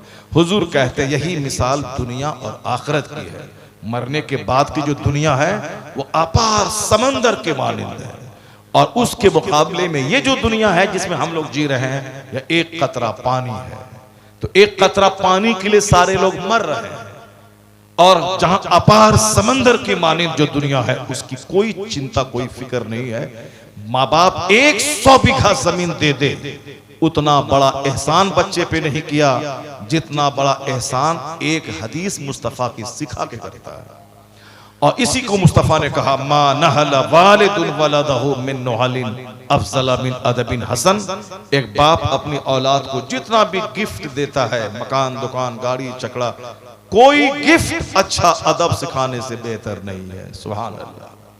1 बीघा जमीन खरीदने में लगते हैं 3 करोड़ रुपए जगह जगह के वैल्यू के हिसाब से, और एक अदब सिखाने में लगता है 1 मिनट। मगर दोनों को वजन करेंगे तो 3 करोड़ की जमीन बच्चे को देना उतना बड़ा काम नहीं है जितना बड़ा काम हुजूर की एक हदीस बच्चों को सिखा देना। तो जो आसान काम है वह कोई नहीं करता है, और जो टफ काम है वही करके बच्चों को बिगाड़ देता है। बच्चा मुफ्त की दौलत जिसको हाथ लगती है तो उसका क्या वैल्यू होता है। अगर पैसा मेहनत पसीना बहा के मिले तो उस पैसे की कदर होती है, और जब मुफ्त में पैसा मिलता है तो आदमी बेकदरी में रसमलाई खाने में उसको खत्म कर देता है। रसमलाई खाए तो ठीक है, वो तो शराब पीने में खत्म कर देता है। अजमेर के मुजाविर के सैकड़ों बच्चे जेल में बंद हैं, चूंकि इस मुफ्त का पैसा और इश्क जवान होता है सबका। छोकरी को देखा, हाथ डाल दिया, चलो जेल में बंद हो जाओ। अब जेल में सड़ रहा है, क्योंकि हराम का जब पैसा बदन में जाता है, फ्री का पैसा, तो बदन में आग लगती है, आग लगती है। और जब वहां कोई अल्लाह का डर खौफ ना हो, सिर्फ खाना पीना हो, तो वहां तो आग लगती है। आग लगती है तो आग बुझाने के लिए कोई सामान चाहिए। जो आदमी सऊदी अरब में रहता है, बीवी को हर महीने 1 लाख महीना भेजता है, बीवी मार्केटिंग करती है, गरम कपड़ा, गरम लिबास, शॉर्ट कपड़ा, और फिर उसके बाद फिल्म है, LED टीवी है, दिन रात फिल्में देखना है। अब बदन में आग लगी, वहां से फोन पे आग लगने वाली बात करा, तो अब आग कैसे बुझेगी। सामने हॉकर है, नौकर है, सामने टीटर है, सामने चादर बेचने वाला है, दूध देने वाला ग्वाला है। तो बोलती है एक तुम वहीं पे रहो, सारा काम चल रहा है, घर का सारा काम हो रहा है, बच्चे पढ़ रहे हैं, घरों का सब काम हो रहा है। वो शौहर बोलता है अभी हम आने वाले हैं 2 महीने, बोलता मत आओ 2 साल के बाद, और पैसा और जरूरत है, पैसा सारा काम चल ही रहा है तो क्यों आओगे। जहां खाना, मोबाइल की, फिल्म की गर्मी है, वहां तो ज़िनाकारी होगी। अगर चाहता है कि तेरी बीवी ना उजड़े तो उसके हाथ में मोबाइल ना दे करके उसके हाथ में कुरान थमा दे। आप बोल उस वक्त तक नहीं सोएगी जब तक कि रात में सूरह यासीन ना पढ़ ले, सूरह मुल्क ना पढ़ ले, सूरह मुज़म्मिल, सूरह दुखान ना पढ़ ले। सुबह सवेरे हाथ में झाड़ू नहीं लेगी जब तक कि 1000 दरूद ना पढ़ ले। रात में बिस्तर पे नहीं जाएगी जब तक कि 1000 बार कलमा ना पढ़ ले। और दिन में रोजाना बहार शरीयत का चैप्टर पढ़ना है। पैसा मेरा खर्च हो रहा है, नौकर मेरे हैं, जो पंपसा मकान मेरा है, सब कुछ मेरा है, मगर तेरी ड्यूटी यही है, फजर के बाद इतना दरूद, जोहर के बाद ये किताब, असर के बाद 1000 बार कलमा, मगरिब बाद सारी किताबें। तो फिर उसको कुरान और दरूद से फुर्सत ही नहीं मिलेगी कि दूसरों से इश्क लड़ाए। अगर ऐसा नहीं किया तो खाएगी, सोएगी, मोबाइल देखेगी तो क्या हाल होगा। वही हाल होगा कोई भांजे के साथ, कोई भतीजे के साथ, कोई हॉकर के साथ, कोई नौकर के साथ। ज़िना से दुनिया भर गई। अगर इस ज़िना को रोकता है तो एक रास्ता है मुस्तफा की शरीयत और सुन्नत और पर्दा का। दुनिया उजड़ गई ज़िना, शराब, शबाब से। उसको एक रास्ता तरीका है रोकने का, कानूने पर्दा, अल्लाह का खौफ, आखिरत का चर्चा। अगर ये पर्दा कानून का नाफिज अमेरिका में हो जाए, 90% ज़िना का खात्मा होगा, आबरूमंदा का माहौल पैदा हो जाएगा। इसके अलावा कोई रास्ता नहीं है। ये जो अच्छा खाना, अच्छा पहनना, अच्छा रहना, फिर माल देते रहना, वो तो माल से तो बदन में आग लगती है। मुफ्त का पैसा जहां मिला, अब बैठा बैठा जहां आदमी रहा, बस शराब और औरत, इसके अलावा कोई काम नहीं होता है। मालदारों के घर में ज़िनाकारियां हैं, गरीबों के मोहल्ले में ज़िनाकारियां हैं, इसलिए कि वहां कोई काम ही नहीं है। खाना है, इश्कबाजी करना है। और जिसको जन्नत पे नजर है, आखिरत पे नजर है, नमाज पे नजर है, जोहर पे नजर है, असर पढ़ना है, मगरिब पढ़नी है, इशा पढ़नी है, फजर पढ़नी है, और रोजा रखना है, रमजान का 1 महीना रोजा रखना है, हज करने जाना है, ज़कात देनी है, सदक़े फ़ितर निकालना है, कुर्बानी करनी है, गरीबों को देना है, मिस्किनों को देखना है, दरूद पढ़ना है, जिक्र करना है, उसका तो टाइम 100 साल ऐसा गुजर जाएगा कि पता ही नहीं चलेगा। और जो मसरूफियत में अपना टाइम गुजारे, उसके दिमाग में खुराफात नहीं खाएगा, जो खाएगा सोएगा रिमोट लेके टीवी चलाएगा, उसको तो 80 साल का बुढ़ा वो ज़िना में पकड़ा ही जाएगा और पकड़ा जा रहा है। इसलिए अगर चाहते हैं कि मेरा बदन नापाक ना हो, मेरी औलाद की सोच नापाक ना हो, बस उसको मुस्तफा का गुलाम बना दें। वक्त गुजर जाएगा, 100 साल पता ही नहीं चलेगा, ज़बान पे कलमा जारी होगा, मलकुल मौत आएगा, चला जाएगा, दुनिया हुई कामयाब। अब खरबों साल जन्नत में सिर्फ खाओ, ऐश करो, 70 बीवियां हैं, मस्तियां करो, सारी मस्तियां अल्लाह ने जन्नत में रखी है। दुनिया मस्ती की जगह नहीं है, दुनिया आखिरत की तैयारी की जगह है। गुनाहों से दामन बचा के जो नमाज रोजा करता रहा, जैसे मरा जन्नत की सारी बहारें, सारी मस्तियां अता कर दी जाएंगी। यह दुनिया मस्ती की जगह नहीं है। दुनिया में रात है, दिन है, मौसम की खराबी है, जलजला है, मौत है, बीमारी है, परेशानी है। आज अरबपति है, कल सड़क छाप बन गए। आज नौकरी है, कल नौकरी से डिस्चार्ज हो गए। आज अरबपति हैं, दौलतमंद है, कल सारी जमीन बिक गई। दुनिया में नहीं है सच्चा सुकून, सच्चा चैन। हमारे पास घर मकान सब कुछ है, सामने वाला गरीब है, वो डेली रोता है, मुझको कोसता रहता है, हम मुझसे मेरी गीबत करता रहता है, सुकून चैन नहीं मिलेगा। दुनिया में नहीं है सुकून। असल सुकून जन्नत में अल्लाह ने रखा है, जहां ना बीमारी है, न बुढ़ापा है, न बाल है, न बाल का सफेद होना है, न पसीने की बदबू है, न पेशाब है, न पखाना है, न नाक का नेटा है। वहां कुछ नहीं है, सिर्फ फल फ्रूट्स खाना है और 70 बीवियां जो थूके तो समंदर का पानी मीठा हो जाए। अगर उन जुल्फ लहरा दे तो दुनिया के सारे लोग बेहोश हो जाएं। सोने चांदी की ईंट से बना हुआ मकान है, हीरे जवाहरात की जमीन है, वहां मुश्क कस्तूरी की खुशबू है। सिर्फ कोई हसद जलन नहीं, सिर्फ सलाम ही सलाम है। कोई किसी को देख के चिढ़ने वाला नहीं है और कोई बूढ़ा भी नहीं होगा, कोई मरेगा भी नहीं। सबकी उम्र 30 साल रहेगी और डेली उनकी बीवी का चेहरा चांद की तरह चमकता रहेगा। डेली उसका हुस्न बढ़ेगा, इसकी जवानी बढ़ेगी। इसी तरह खरबों साल, महासंख्यों साल पाकीज़ा शराब है, शहद खालिस है, प्योर दूध है। तीनों नहरें हर मकान के नीचे से गुजर रही होंगी। जहां तक निगाह जाएगी वहां तक जन्नती का अपना घर है। ये सारी बातें अगर बच्चों को बता दें तो बच्चा दुनिया में जीना नहीं चाहेगा। वह बोलेगा जल्दी मरूं ताकि कब्र में मुस्तफा को देखूं और जल्दी कयामत कायम हो जाए ताकि जन्नत में अपना घर देखूं। सुभान अल्लाह। मगर चूंकि हमने आखिरत की बात ही छोड़ दी करना, इसीलिए बच्चा सोचता है कि नौकरी मिल गई तो जैसे बहुत बड़ा हो गया। जैसे हिंदू लोग बोलता है आजकल अगर नौकरी मिल गई तो भगवान का दर्शन हो गया, यानी बहुत बड़ा काम हो गया। ये दुनियादार लोग जो खाने पीने पाखाना पेशाब करने के लिए पैदा हुए हैं, उसी के लिए नौकरी बहुत बड़ी चीज है। और जो जन्नत के लिए पैदा हुआ है उसके नजदीक मिट्टी की दीवार, सोने की दीवार दोनों बराबर है। असल चीज आखिरत है। अब जरा वो हदीस सुनिए, क्या है वो हदीस पाक, फिर उसके बाद कुरान पाक का वो चैप्टर में खोलता हूं। आप लोग घबरा तो नहीं रहे, आप लोग परेशान तो नहीं हो रहे आप हैं? जरा एक बार हाथ उठा के बोले सुभान अल्लाह और जोर से बोले ला इलाहा इल्लल्लाह, ताकि शैतान भाग जाए और सीख करके घर जाएं और अपने घर में बाल बच्चों को खाते टाइम में जरूर बयान करें। और अलग अलग मत खाएं, शौहर उधर खा रहे हैं, बीवी उधर खा रही है। नहीं, मैं अपनी माँ बहन बेटियों से कहता हूं कि अपने घर में एक साथ मिल के खाने का माहौल पैदा करो। हदीस में आया है कि अलग अलग होकर, वला ताकुलु मुतफर्रिका, अलग अलग मत खाओ, कुलू जमीआ, सारे लोग मिलजुल के खाओ। फ़इन्नल बरकत मअल जमाआ, इसलिए कि बरकतें जमाअत के साथ वाबस्ता रहती हैं। सुभान अल्लाह। मेहमान आ जाए तो चलो शौहर उनके साथ में खा लें, औरत मेहमान आ गई तो बीवी उनके साथ खा ले। लेकिन जिस दिन घर में कोई नहीं है, शौहर बीवी बच्चे सारे लोग एक दस्तरखान पे खाएं और खाते वक्त दुनिया की बात ना करें। अगर आप दुनिया की बात करेंगे तो आपकी बीवी जीने नहीं देगी आपको, वो आपकी माँ के खिलाफ शिकायत की पोटली लेकर बैठ जाएगी। तुम्हारी बीवी, तुम्हारी माँ ऐसी, तुम्हारी चची ऐसी, तुम्हारी फूफी ऐसी, तुम्हारी बहन ऐसी, तुम्हारा बहनों ऐसा, तुम्हारा सारा खानदान ऐसा जो मेरा जीना हराम कर दिया। तो आप जहां दूसरों की गीबत करे तो वो तो गीबत की पोटली लेके बैठ जाएगी, और आप जहां कुरान हदीस बोले वो गीबत करना भी चाहेगी तो आपकी बात सुन के वो गीबत की पोटली बंद कर देगी। वरना इनकी आदत ही है आपको खाना परोसेगी और आपकी माँ की शिकायत करने लगेगी। एक बेटा जो जन्नत जाने वाला है माँ की खिदमत करके, उस बेटे के दिल में माँ की नफरत डाल देती है। वो आप मर्द हैं, मर्द बन के रहिए। बीवी को रुपया दीजिए 1000, माँ को मत बताइए वरना जीना हराम कर देगी माँ। और माँ को जब दें 10,000 रुपए, बीवी को मत बताएं कि मैंने माँ को 10,000 दिया था कि आराम से रसगुल्ला वगैरह खाएं, काजू किशमिश, वरना जीना हराम कर देगी वो। दोनों औरत है, माँ भी औरत है, बीवी भी औरत है, और औरत का अकल कितनी है सबको मालूम है।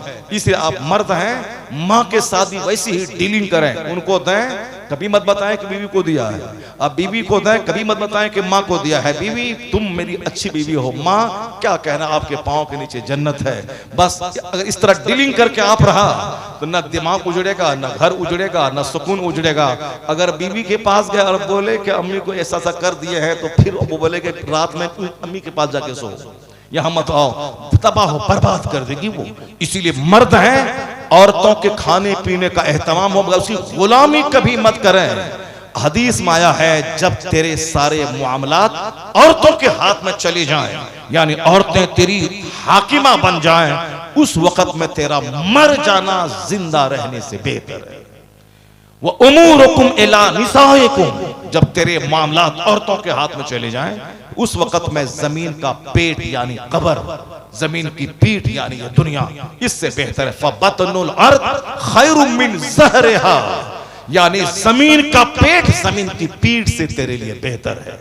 बुरा हो बांग्लादेश का, 22 से लेके 25 करोड़ की आबादी है, और 2 ही औरत, कभी ये हारती है, कभी वो जीतती है, कभी वो जीतती है, कभी वो हारती है। ये 22-25 करोड़ जो लोग हैं, पता नहीं किस कैसे लोग हैं जो एक औरतों को अपना हाकिम तस्लीम कर लिया।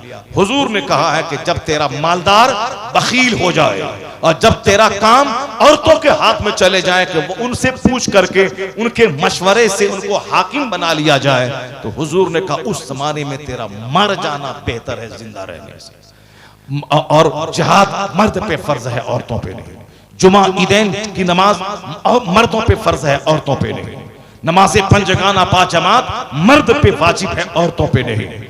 इसलिए औरतें पर्दे में रहने की चीज है, पर्दे में रहें, घर को जन्नत बनाएं, शौहर का सारा गम दूर करें, अपनी कोख से मुजाहिद पैदा करें, आईएएस ऑफिसर सलाहुद्दीन अय्यूबी पैदा करें, ताकि मजहब की खिदमत भी हो, दिन की खिदमत भी हो। ये खाली चपड़ चपड़ करके गीबत की टुकड़ी लेके मत बैठ जाएं, इसको कंट्रोल आप करें, वरना आपके बच्चों को ये नकारा बना देगी, किसी लायक नहीं। वो तो इनको बताएं फिलिस्तीन की औरतों की कहानियां, 70 साल से बम गिर रहे हैं, मगर कोई औरत नहीं बोलती कि फिलिस्तीन छोड़ के उर्दू चले जाओ, नहीं, वो इसी इंतजार में रहती हैं। मरना तो है ही, मगर बाथरूम में मरने से बेहतर है शहादत की मौत मर जाना, एक्सीडेंट करने से बेहतर है अल्लाह के नाम पे गर्दन कटा देना।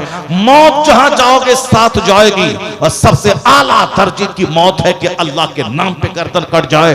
70 साल से बम गिर रहे हैं, मगर फिर भी भागने का मशवरा औरत नहीं दे रही कि वहां फिलिस्तीन छोड़ के चली जाओ। वह इसी आस में जिंदा है कि आज नहीं तो कल मेरी नस्ल से कोई सलाहुद्दीन अय्यूबी जन्म लेगा, यहूदी को खदेड़ेगा, किबले अव्वल आजाद होगा, फिलिस्तीन की जमीन आजाद हो जाएगी। इसी इंतजार में 70 साल से हैं, और अब वह वक्त करीब आ रहा है। सारी दुनिया में इस्राइल नंगा हो चुका है, जिसको एक धमक थी कि हमारी इंटेलिजेंस, हमारा मोसाद, हमारा हथियार, हमारी ताकत एक परिंदा पर नहीं मार सकता है। तुम्हारे मुल्क में 800 रॉकेट दाग दिए गए, कहां गई इंटेलिजेंस, कहां गई तेरी फौज, और कहां गई तेरी जहानत, कहां गई तेरी चाबुक दस्ती।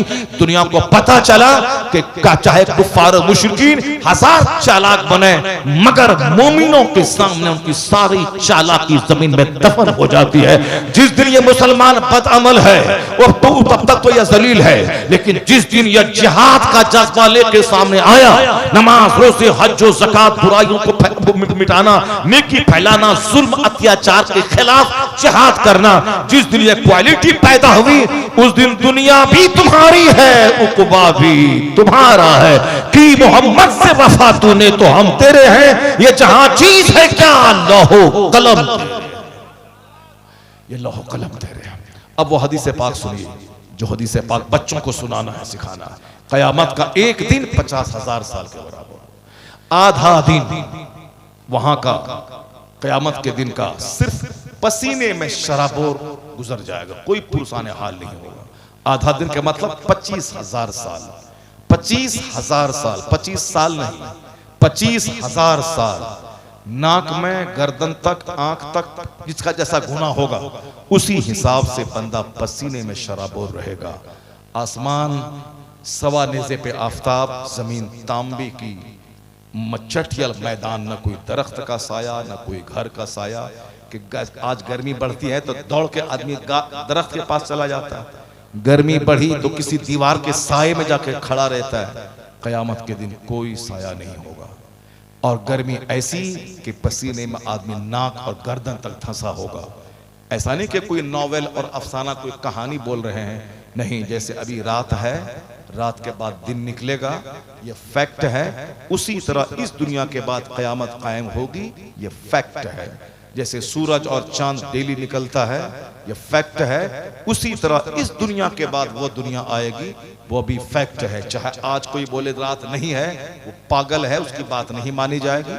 उसी तरह अगर कोई बोले कि मरने के बाद कुछ नहीं होता है, इसी दुनिया में सब कुछ होता है, तो आप भी उसे पागल समझ के इग्नोर करें। ये दीवाना है, वहशी है, ये नहीं जानता है कि दुनिया की सच्चाई क्या है। अक्लमंद वही है जो इस दुनिया पर भी ईमान लाता है और उस दुनिया को भी जानता है। और आखिरत पर ईमान लाना मुसलमान होने के लिए जरूरी है। अगर कोई ये बोलता कि नहीं नहीं वहां कुछ इसी दुनिया में जन्नत और जहन्नम है, यही सब मिल जाता है देखने के लिए, वहां क्या है नहीं है कौन जानता है, वो मुसलमान नहीं होगा। मुसलमान वो होगा जो आंख बंद करके माने ये दुनिया है, इससे बड़ी दुनिया वो है। यहां अगर किसी शराबी को सजा मिल गई, छोटी सी सजा है, असल सजा तो क़यामत के दिन वहां मिलेगी। अगर किसी अच्छे काम करने वालों को इनाम मिला, छोटा सा इनाम है, अब बड़ा इनाम तो जन्नत में मिलेगा। यहां अगर किसी शराबी को सजा नहीं मिली, ये नहीं बोलना है कि अल्लाह नहीं है।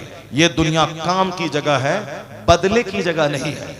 बदले की जगह है आखिरत। यहाँ सिर्फ काम, जैसे चाहो करो, शराब पियो, दूध पियो, जैसा काम करोगे वैसा बदला वहां मिलेगा। वो है मालिक यौमिद्दीन, रोजे जजा का मालिक अल्लाह है। बदले का दिन, the day of judgement, the world of hereafter, यौम आखिरत। इसीलिए अगर ये अकीदा दिमाग में रहा, कोई शराब पीता 50 साल कुछ नहीं हुआ, तो आप नहीं बोलेंगे कि अल्लाह तआला नहीं है। वो शराब 50 साल से पी रहा, कुछ नहीं हुआ।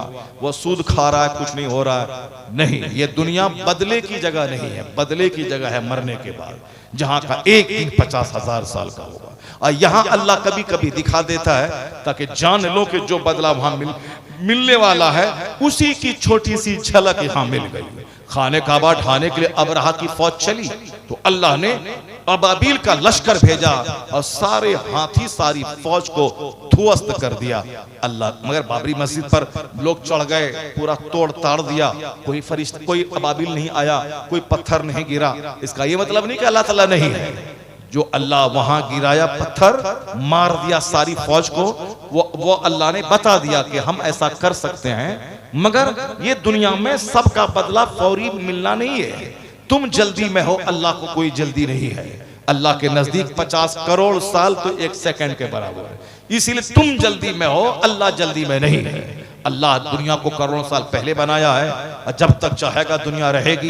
कितने खरबों लोग पैदा हुए, मर गए। उसी तरह तुम आज दुनिया में हो, कल मर जाओगे, तेरा नामो निशान मिट जाएगा, मगर दुनिया रहेगी। आसमान रहेगा अगर अल्लाह ने चाहा तो। चाहे दुश्मनी करने वाले सारे लोग मर जाएं, मगर अजान रहेगी, नमाज रहेगी, मदरसा रहेगा, मस्जिद रहेगी, कलमा रहेगा, कोई गुल बाकी रहेगा न चमन रह जाएगा, पर रसूलुल्लाह का दीने हसन रह जाएगा।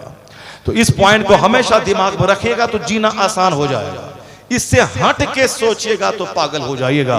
ये सोचना कि दुनिया मुमकिन है कि किसी काफिर को सजा न मिले। यहूदी सबसे घटिया काफिर है। अल्लाह चाहे तो आसमान से फरिश्तों को भेज के सारे इस्राएल के यहूदियों को मार दे। नहीं, ये दुनिया इस काम के लिए नहीं बनी है कि जो काफिर उसको मार दिया जाए। दुनिया काम के लिए बनी है। शराब भी है, शरबत भी है, जो चाहो पियो, मगर जैसा करोगे वहां वो दुनिया है तैयार। वहां जन्नत भी है, वहां जहन्नम भी है। और यहां जो कुछ करेगा उसी पर है वो जन्नत और जहन्नम। तो तो अल्लाह यहाँ काफिरों को छूट देता। अगर कोई काफिर मेहनत करेगा, पढ़ेगा, लिखेगा, वो डीएम बनेगा। और कोई मुसलमान इश्कबाजी करेगा तो वो दाने दाने को तरस जाएगा। इस दुनिया में कोई आम का पेड़ लगाएगा तो आम खाएगा, कोई गेहूं रोपेगा तो गेहूं मिलेगा। कोई काफिर ही सही वह मेहनत करेगा तो कामयाब होगा। जैसे यहूदी मेहनत कर रहा है, माइक्रोफोन यहूदी दिया है, हवाई जहाज यहूदी दिया है, मोबाइल यहूदी दिया है, कंप्यूटर यहूदी दिया। बड़ा चालाक ये जलील कौम है, जहन्नमी है, काफिर है, मगर दिमाग का इस्तेमाल करता है, 24 घंटे मेहनत करता है तो दिया। अब मुसलमान जन्नती है, अगर ये मोमिन होके मर गया तो जन्नत मिलेगी, मगर ये मेहनत यहाँ नहीं करेगा तो डीएम नहीं बनेगा, मास्टर नहीं बनेगा। यहाँ खेतीबाड़ी नहीं करेगा तो उसके घर में फसल नहीं पैदा होगी। यहाँ आम का पेड़ नहीं लगाएगा तो आम नहीं खाएगा। अगर यहाँ कुछ नहीं किया तो दूसरे दरवाजे पे भीख मांगेगा, दरगाहों पे खड़े होकर भीख मांगेगा। नहीं, जो बच्चा मदरसे में पढ़ेगा लिखेगा नहीं, तो जब वो पगड़ी बांधने के बाद जब मेहराब पे खड़ा होगा तो पहले ही दिन वो मस्जिद से भाग जाएगा, नहीं पढ़ा पाएगा। तो जो ये दुनिया काम की जगह है, यहूदी काम कर रहा है, वो डेवलप कर रहा है। मुसलमान सिर्फ खाने पीने में लगा हुआ है, ये अपना लगा हुआ है ये दुनिया। मगर जन्नत मिलेगी ईमान की बुनियाद पे, और दुनिया में डेवलपमेंट होगी मेहनत और स्ट्रगल और जद्दोजहद की बुनियाद पे। इसको हमेशा नोट रखें, दुनिया बदले की जगह नहीं है, यह दुनिया काम की जगह है। तो अब सुने, वो कयामत की हौलनाक गर्मी में दरख्त का साया नहीं होगा, न किसी मकान की दीवार का साया होगा। उस वक्त में कैसे लोग रहेंगे, नाक तक पसीने में शराबोर। अलबत्ता अल्लाह के अर्श का साया रहेगा। सुभान अल्लाह, अल्लाह के अर्श का साया रहेगा, और उस अर्श के साये के नीचे 7 किस्म के लोग रहेंगे।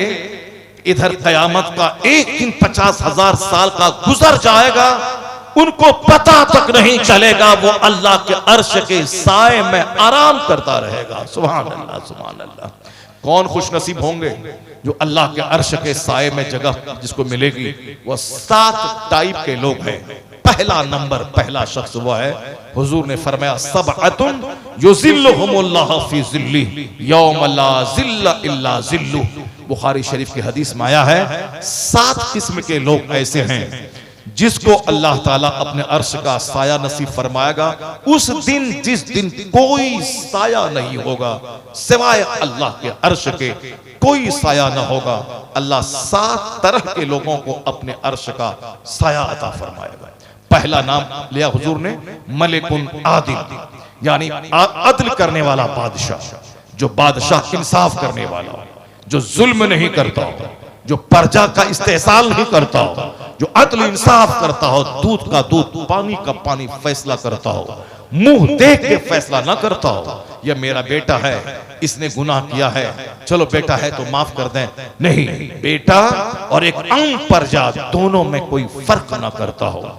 चाहे बीवी पांव पकड़ के रोए कि बेटा है छोड़ दीजिए इसको, शराब पिया है तो 80 दुर्रा मत मारिए, नहीं माना जाएगा। चाहे अपना बेटा हो चाहे आम प्रजा हो, अगर जिना किया है 100 कोड़े मारे जाएंगे। शादीशुदा है उसको बीच चौराहे पे खड़ा करके पत्थर मार के संसार किया जाएगा। अगर बेटा हो, चोरी किया है उसके हाथ काटे जाएंगे। अगर शराब पिया है 80 तुर्रे मारे जाएंगे। बेशुमार कहानी भरी है। अहमदाबाद का अहमद शाह बादशाह, जिनका दामाद एक आम शहरी को मार दिया, जिसको मारा उसकी फैमिली के लोगों ने पैरवी की, कहा कि नहीं हम लोग माफ करते हैं उनको फांसी की सजा ना मिले। मगर बादशाह ने कहा कि ये माफ इसीलिए कर रहा है, कहीं ना कहीं मेरी रिश्तेदारी काम कर रही है कि बादशाह का दामाद है, इसीलिए इसको खून बहा लेके माफ कर दिया जाए। बादशाह ने कहा कि ऐसा अगर हुआ तो हमारे जो करीबी रिश्तेदार हैं उसका जुल्म बढ़ जाएगा, वह ढेर और दिलेर हो जाएंगे, वह जुल्म करेंगे। मेरी बेटी बेवा हो जाए कोई नहीं, मगर इनको सजा मिलनी चाहिए ताकि दुनिया में जुल्म सर न उठा सके और कोई किसी के खून को सस्ता समझ न सके। बेटी अंदर रोती रही, बीवी रोती रही, सारे परिवार के लोग रोते रहे, यहां तक कि जो कोर्ट का जज था उस जज ने बादशाह से कहा, यह जिनके घर के लोग मारे गए हैं वह खून बहा लेने को तैयार है, वह सब माफ करने को तैयार है। मगर बादशाह ने कहा कि कुछ भी नहीं सुना जाएगा, खून के बदले खून, यानी उसने उनको कत्ल किया है, इनको भी फांसी के फंदे पे लटका दिया जाए। ये है अदल। अदल, पानी का पानी, अदल।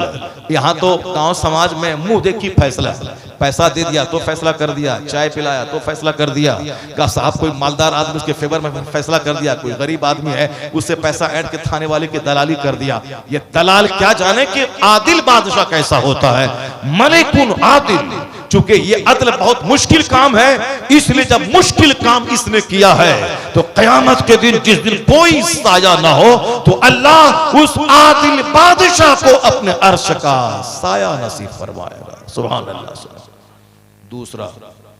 दूसरा अल्लाह के रसूल सल्लल्लाहु अलैहि वसल्लम फरमाते हैं, दूसरा वो नौजवान, चूंकि बात मेरी वहीं से चली थी कि कुछ लोगों का दिल ताड़ी की भट्टी से लटका रहता है, कुछ लोगों का दिल शराब की भट्टी से लटका रहता है, किसी का दिल बाजार में लटका रहता है, किसी का दिल अपने दोस्तों के साथ बीड़ी सिगरेट गुटखा खाने की लटका रहता है, किसी का दिल सिनेमा हॉल में लटका रहता है। ये दिल को जहां लटकाएंगे वहीं लटक जाएगा।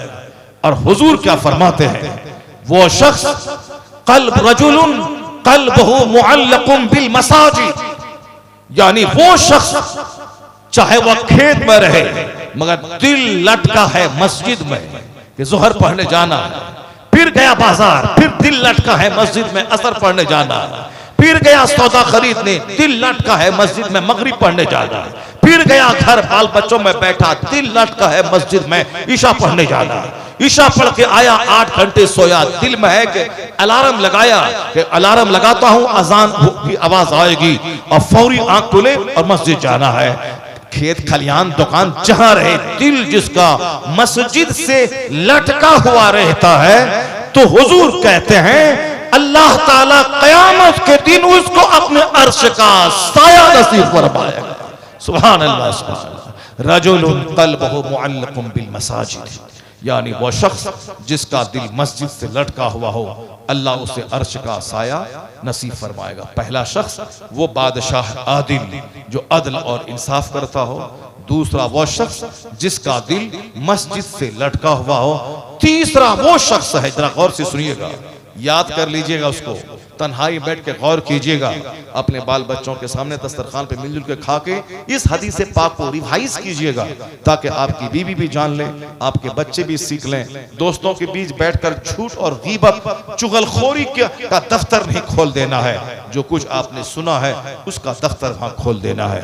आका फरमाते हैं कि रजुल दाअत हो इमरातुन ज़ातु हस्बियों व जमाल, यानी एक ऐसा शख्स जिसको ऊंचे खानदान की खूबसूरत औरत, ऊंचे खानदान की, वो घटिया औरत नहीं जो लिपस्टिक लगा के पाउडर फेयर एंड लवली लगा के चटक मटक कपड़ा पहन के सज धज के कोठे से बाहर बैठी रहती है ताकि ग्राहक आए, वो तो पाखाने की कीड़े की तरह वो गलीज़ है, जो सिर्फ लिपस्टिक और सज धज के बैठी है ताकि कोई चेहरा देखे और ग्राहक आ जाए, वरना अंदर से उसका जिस्म बीमार, अंदर से वह तमाम औसाफ से खाली, और मुमकिन हो कोई उसके पास जाए उसको एड्स की बीमारी हो और ये बीमारी उसकी बीवी को लग जाए, उसके बच्चों को लग जाए, सारा खानदान तबाही की नजर हो जाए। और इस तरह के किस्से आमतौर पर देखने को मिलते हैं। जो भी तवाइफ के कोठे पे जाने का आदी हुआ, उनकी बीवी एड्स की मरीजा हुई, जो भी उनके बर्तन में खाया उसको वह मर्ज हो गया, जिससे वह मुसाफा किया उसको वह मर्ज हो गया।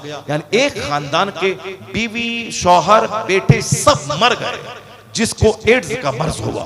यह मर्ज होता है उस औरत के पास जाने वालों को ज्यादा जिसके पास मुख्तलिफ तरह के लोग आया करते हैं, जो तवाइफ के कोठे पे जाता हो। बच्चे की उम्र है शादी की 18 से 22 साल, आप शादी करवाते हैं 38 साल 40 साल में, ये बताते हैं जवान होने के बाद ये जो 20 साल का पीरियड गुजरा है हमारे बच्चों का, ये हमारा बच्चा कैसे गुजारा है। भूख लगती है तो दाना चाहिए, प्यास लगती है तो पानी चाहिए, और जवान होने के बाद जब औरतों की ख्वाहिश मर्द को, मर्दों की ख्वाहिश औरत को होती है, तो फिर अगर वो ख्वाहिश की तकमील के लिए जो अल्लाह ने एक लीगल रास्ता निकाह का दिया है, अगर वो रास्ता नहीं हो तो फिर क्या होगा, वही होगा शादी से पहले औरतों के कई हमल सदर हॉस्पिटल में गिरते हैं चोर दरवाजे से, और मर्द इकलामबाजी करते, मुश्तजनी करके, हस्त मैथुन करके, हैंड प्रैक्टिस करके और तवाइफ के कोठे पे जाके जवानी में आग लगा देता है, ये सारा कसूर उस बाप का है जो बाप जवान होने के बाद शादी में डिले और ताखीर करता है और फिर आने वाली नस्लों को बर्बाद और तबाह कर देता है। शादी का क्रीम टाइम है 18 से लेकर 22 साल, यहाँ 38 साल लड़की मिले गोरी नारी लंबी और साहब तब करेंगे शादी चाहे बेटा उसका तबाह बर्बाद हो जाए, और लड़का मिले नौकरी वाला चाहे उसकी बेटी सानिया फाहिशा बन के किसी गैरों के साथ भाग जाए। जितनी बेटियां मुसलमानों की गैरों के साथ भागी हैं, मैक्सिमम वो लड़की है जिनकी शादी में ताखीर हुई है, जिसके निकाह में लेट हुआ है। और इसी को बुखारी शरीफ की हदीस में कहा गया है, अगर शादी में ताखीर हुई और ताखीरे निकाह की वजह से अगर बच्चों का पांव फिसल गया तो मुस्तफा कहते हैं कि उस जुर्म में माँ बाप भी शरीक समझे जाएंगे। जुर्म करेगा बेटा, माँ बाप मुजरिम इसलिए कि उन्होंने निकाह में ताखीर की। या गैरों का देखा देखी अपने बच्चों के साथ जुल्म माँ बाप न करें।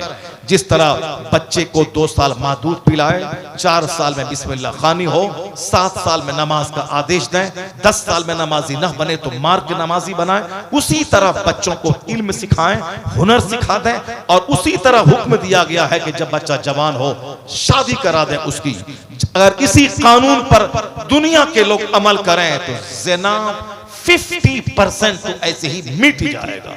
चूंकि जब जवान होने के बाद शादी होगी, मर्द औरतों से, औरतें मर्द से तस्कीन पाएंगी, निगाहें उठेंगी नहीं दूसरों की तरफ। यहाँ तो पाकिज़गी के माहौल में पली बढ़ी निकाह होने के बाद शौहर का मुंह देखा, गैर का मुंह ही नहीं देखा तो क्या दिल बिगड़ेगा, क्या जहन बिगड़ेगा, क्या सोच बिगड़ेगी। यहाँ तो 50 आदमी को देखने के बाद, तब खंखड़ होने के बाद शादी होती है, तब शौहर का मुंह देखा जाता है। आज जो काम 10 लोगों के साथ हो चुका है, अब उसके बाद वह शौहर के साथ हो रहा है, तो क्या उसमें मजा आएगा और क्या वो शौहर को क्या समझेगी। और ये लड़का 50 औरतों को देखने के बाद तब बीवी का मुंह देखता है, तो फिर क्या बीवी की मोहब्बत दिल में पैदा होगी। सारी जिंदगी तबाही बर्बादी की नजर हो। इसलिए जवान होने के फौरी बाद शादी हुई तो लड़के की नजर पहली बार अपनी बीवी पे पड़ी, ये बीवी उसको हूर नजर आएगी, कभी दूसरी औरत पे निगाह न जाएगी।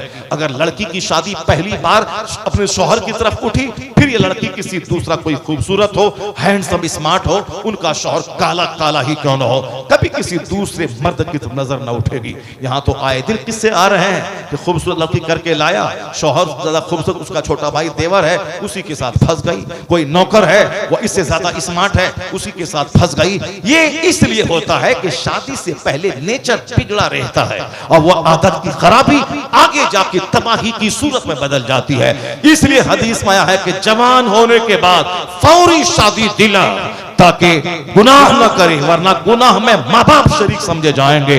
खिलाफे पैगंबर कसे रह गुज़ीद के हरगिज़ मंजिल न खाहद रसीद। जब सारा खेल बिगड़ गया, खानदान तबाह हो गया, अब कहते हैं हाय तबाह हो गया, तबाही में खुद तेरा हाथ है। मुस्तफा के कानून से हट के कोई जिएगा सुकून नहीं मिलेगा, क्योंकि अल्लाह ने सारा सुकून मुस्तफा की गुलामी में रख दिया। अल्लाह तबारक व तआला हमको और आपको सबों को नेक बनने की तौफीक अता फरमाए। अभी बहुत ताख़ीर हो गई, 1 घंटा से ज़्यादा हमारा टाइम चला गया और धीरे धीरे लोग उठ भी रहे हैं। तो अब इस हदीस पाक का मैंने 3 बातें मैंने बता दी। 7 तरह के लोग थे, 3 बात का बताया, बाकी जो 4 है वो इंशाअल्लाह दूसरी मुलाकात में आपको बताऊँगा। और जो कुरान शरीफ का चैप्टर वो रह गया उसको भी रहने दीजिए, चूँकि हम तो 4-4 घंटे 3-3 घंटे बोलने वाले आदमी हैं, मगर हमको टाइम दिया इस लास्ट में, तो हम क्या करेंगे। चलिए, जो बयान किया बहुत बयान किया, बहुत सारे मुख्तलिफ पहलू में मैंने बयान किया, बहुत सारी बात आप तक मैंने पहुंचा दी। अल्लाह ताला हमको और आपको सबों को कुरान पढ़ने की तौफीक अता फरमाए। ज़ोर से बोलिए आमीन। अल्लाह ताला हमें हदीस पढ़ने की तौफीक अता फरमाए। अपने घर में दस्तरखान पे इस्लामी चर्चा करने की तौफीक अता फरमाए। अपनी बीवी अपने बच्चों के सामने हुजूर की सीरत बयान करने की तौफीक अता फरमाए। अपने घर में बाल बच्चों बीवी पे कड़ी नज़र रख के वक्त पे सारा काम करने की तौफीक अता फरमा। आमीन। व आखिरु दाअवाना अल्हम्दुलिल्लाहि रब्बिल आलमीन। अस्सलामु अलैकुम व रहमतुल्लाह। या नबी सलाम।